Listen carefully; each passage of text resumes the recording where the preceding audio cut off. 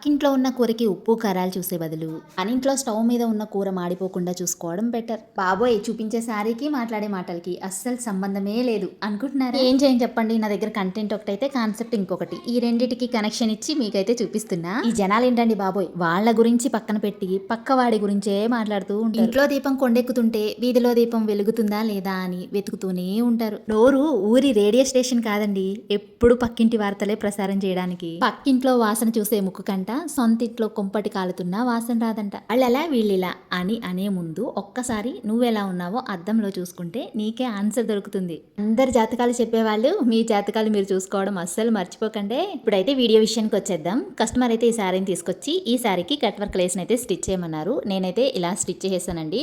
Lay's stitch చేయకముందు శారీకి ఉన్న లుక్తో పోల్చుకుంటే లేస్ స్టిచ్ చేశాక శారీకి చాలా మంచి లుక్ అయితే వచ్చిందండి. నాకైతే బాగా నచ్చింది. ఇంట్లో కూడా ఇలాంటి ఓల్డ్ పట్టు శారీస్ ఉంటే కనుక ఇలాంటి లేస్ని స్టిచ్ చేయండి, చాలా బాగుంటుంది అనమాట. గ్రాండ్ లుక్ అయితే వస్తుంది. శారీలో బ్లౌజ్ అయితే కట్ వర్క్ డిజైన్తో స్టిచ్ చేయాలండి. ఈ శారీని కూడా బ్లౌజ్ స్టిచ్ చేసిన తర్వాత రెండు కలిపి చూపిద్దాం అనుకున్నా, బట్ కస్టమర్ అయితే శారీని తీసుకెళ్ళిపోతున్నారనమాట.